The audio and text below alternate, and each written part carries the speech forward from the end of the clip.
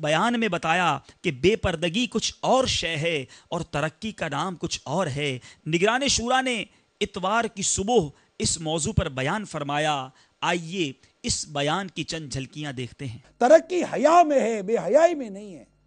ترقی تو فاروق اعظم رضی اللہ تعالیٰ عنہ کے دور میں تھی۔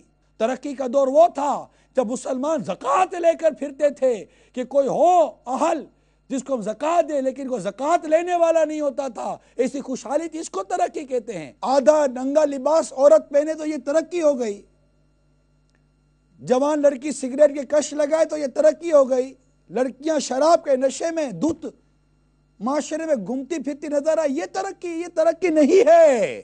اسے کون ترقی کہے گا؟ یہ بے حیائی ہے۔ خدارا بے حیائی اور ترقی کے درمیان فرق واضح کیجئے۔ ترقی کچھ اور شے ہے، بے حیائی کچھ اور شے ہے۔ دعوتوں میں تو پتہ چلا ہے کہ اب تو وہ بیچ میں جو ایک چھوٹا موٹا پردے کے نام پر بھی پردہ ہوتا تھا اور کوئی پارٹیشن ہوتا تھا، شاید وہ بھی ختم ہو گیا ہے، اور اب تو وہ راؤنڈ ٹیبل لگتی ہے اور مرد اور عورت ایک ہی ٹیبل پہ بیٹھے ہوئے ہوتے ہیں، خاندان کے نام پر، رشتہ داروں کے نام پر۔ آپ بتائیے اس وقت غور کیجئے، اس وقت چلو نہیں سمجھ آئی، جو بھی تھا چلو اس وقت جو ہو گئے، اب آپ غور کیجئے یہ ترقی ہے کیا؟ اس گول میز کے ساتھ بیٹھ کر غیر مرد اور غیر عورت گپے مارے اور مطلب کہ ادھر ادھر کی باتیں کریں اور ایک دوسرے کی مطلب کہ عورتوں کو تکتے رہیں، یہ کس نے کہہ دیا ترقی ہے؟ اسلام کی تعلیمات کے خلاف کوئی ترقی نہیں ہے۔ ترقی صرف اسلام کی تعلیمات پر عمل کرنے میں ہے، خلاص۔ اس کے علاوہ کئی ترقی نہیں ہے، اس کے علاوہ تباہی ہے۔ ترقی صرف اللہ عز و جل اور اس کے پیارے رسول صلی اللہ تعالیٰ علیہ وسلم کی حکم کی فرما برداری میں، بس اتنی بات ہم مسلمانوں کی سمجھ میں تو آتی ہے، الحمدللہ عز و جل، اور دعوت اسلامیہ میں یہی سمجھاتی ہے۔ تو ہمارے بڑے بزرگوں میں یہ کہاں یہ اتنی بے پردگی اور بے حیائی تھی؟ یہ آئی کہاں سے؟ اگر تھوڑا سا غور کریں نا، یہ بے پردگی اور یہ بے حیائی اور یہ بوائے فرینڈ اور گرل فرینڈ کا کلچر لانے میں میڈیا کا بہت بڑا ہاتھ ہے، جو ہمارے گھر کے سکون کو برباد کر رہا ہے، بیٹے کو جرأت دے رہا ہے، بیٹی کو جرأت دے رہا ہے، بیوی کو آزادی کا لیسن یہ میڈیا دے رہا ہے، شوہر کو اس بات کا لیسن یہ میڈیا ہی تو دے رہا ہے کہ تھوڑی انڈیپینڈنٹ زندگی دو اپنے بچوں کو، اپنی بیوی کو آزادی دو۔ آزادی کے نام پر کیا ہوا؟ بے پردگی، بے حیائی۔ اسی طرح دعوت اسلامی کی مرکزی مجلس شورا کے نگران نے ایک اور بڑا پیارا بیان فرمایا جس کا موضوع ہے نیکی کی دعوت اور دنیا سے بے رغبتی۔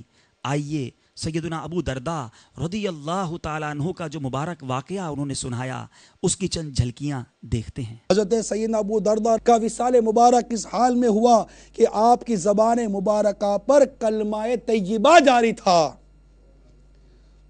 آپ کے وصال مبارک کے بعد حضرت عوف بن مالک رضی اللہ تعالیٰ عنہ ایک بار خواب میں دیکھا کہ ایک سرد سبز و شاداب بہت وسیع میدان ہے، اس میں چمڑے کا بنا ہوا ایک قبہ ہے، اس کے ارد گرد نہایت خوبصورت اور صحت مند بکریاں چر رہی ہیں۔ خواب میں دیکھنے والے نے دریافت کیا یہ سب کچھ کس کا ہے؟ بتایا گیا یہ سارا مال حضرت سیدنا عبد الرحمن بن عوف رضی اللہ تعالیٰ عنہ کا ہے۔ سبحان اللہ، اتنے وجہ سیدنا عبد الرحمن بن عوف رضی اللہ تعالیٰ عنہ ظاہر وہ خواب دیکھنے والا کا بیان ہے، اور فرمائے ابن مالک یہ سب کچھ ہمیں اللہ تعالیٰ نے قرآن پاک پر عمل کرنے کی وجہ سے عطا کیا ہے۔ اگر تم اس راستے کی طرف دیکھو، یعنی اب وہ جنت کی طرف بتا رہے، اگر تم اس راستے کی طرف دیکھو تو تمہیں وہ کچھ نظر آئے گا جو تم نے کبھی نہ دیکھا ہوگا، نہ کانوں نے سنا ہوگا، نہ دل میں سے خیال گزرا ہوگا۔ حضرت عوف بن مالک اشجعی رضی اللہ تعالیٰ عنہ نے دریافت کیا یا ابو محمد، یہ حضرت عبد الرحمن بن عوف رضی اللہ تعالیٰ عنہ کی کنیت ہے، یا ابو محمد یہ سب کس کا ہے؟ یہ جو کچھ آپ جو جنت کے بارے بتا رہے کہ ایسا ایسا ایسا ایسا ہے، تو یہ سب کچھ کس کا ہے؟ بتایا یہ سب کچھ اللہ تعالیٰ نے حضرت ابو درداء رضی اللہ تعالیٰ عنہ کے لیے تیار کیا ہے۔ حضرت سیدنا ابن مطیع رحمت اللہ تعالیٰ علیہ نے ایک دن اپنے بارونا گھر کو دیکھا، ہائے تو خوش ہو گئے، مگر پھر فوراً رونا شروع کر دیا اور فرمایا اے خوبصورت مکان، اللہ کی قسم اگر موت نہ ہوتی تو میں تجھ سے خوش ہوتا، اور آخر کار تنگ قبر میں جانا نہ ہوتا تو دنیا اور اس کی رنگینیوں سے میری آنکھیں ٹھنڈی ہوتی۔ یہ فرمانے کے بعد روتے ہوئے آپ کی ہچکیاں بند گئیں۔ چنانچہ آپ کا ارشاد منقول ہے، اے دمشق کے رہنے والو، آپ میرے اسلامی بھائی ہو، میں تم میں سے کوئی چیز طلب نہیں کرتا، میری نصیحت تمہارے فائدے کے لیے ہے اور میرے اخراجات کا بوجھ تمہارے علاوہ کسی اور کے ذمہ ہے۔ میں دیکھ رہا ہوں کہ تم لوگوں نے اللہ تعالیٰ کی طرف سے ڈالی گئی ذمہ داری کو قبول تو کر لیا ہے، لیکن حقیقتاً اس کے احکام سے انحراف کر رہے ہو۔ میں دیکھ رہا ہوں کہ تم اتنا مال جمع کر رہے ہو جسے تم کھا نہ سکو گے، اور ایسی ایسی امیدیں لیے بیٹھے ہو جنہیں تم پا نہ سکو گے۔ سنو، تم سے پہلے قوموں نے بے انتہا مال اکٹھا کیا، اسے دل و جان سے عزیز جانا اور سنبھال کے رکھا، مگر تھوڑے ہی عرصے میں سارا مال تباہ و برباد ہو گیا، ان کی تمام امیدوں پر پانی پھر گیا، آبادیاں قبرستان میں تبدیل ہو گئی۔ مزید فرماتے ہیں، میرے میٹھے میٹھے اسلامی بھائیوں، ذرا تم قوم عاد کو دیکھو جس کا اپنے دور میں زمین پر رعب و دبدبا تھا، جس کی اقتصادی حالت نہایت مستحکم تھی، جس کے اپنی افرادی قوت پر ناز تھا، مگر آج اس قوم کا نام و نشان تک نہ رہا۔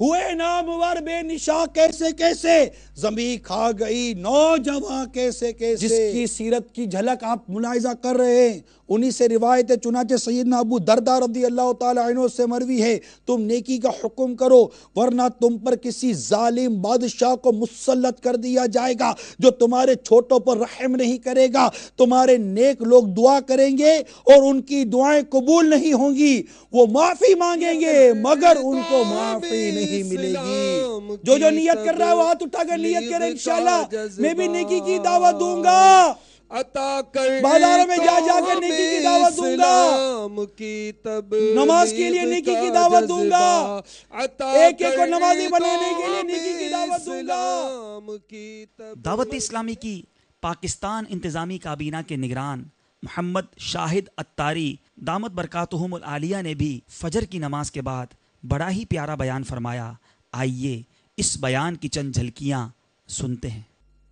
اللہ عز و جل کے حبیب الحبیب صلی اللہ تعالی علیہ وسلم جب نماز پڑھتے تو آپ صلی اللہ تعالی علیہ وآلہ وسلم کے سینہ مبارکہ سے ایسی آواز آتی تھی جیسے ہنڈیا کے ابلنے کی آواز آتی۔ گرتے ہووں کو مژدہ سجدے میں گرے مولا، رو رو کے شفاعت کی تمہید اٹھائی ہے، اب آپ سنبھالیں تو کام اپنے سنبھل جائیں، ہم نے تو کمائی سب کھیلوں میں گوائی ہے۔ امام اعظم امام افخم حضرت سیدنا ابو حنیفہ رضی اللہ تعالی عنہ مسجد میں نماز پڑھ رہے تھے کہ ایک سانپ چھت سے گر گیا، لوگ ڈر گئے اور ادھر ادھر بھاگ گئے، مگر حضرت سیدنا امام ابو حنیفہ رضی اللہ تعالی عنہ نماز میں ہی مشغول رہے اور انہیں کچھ پتہ نہ چلا کہ کوئی سانپ گرا ہے۔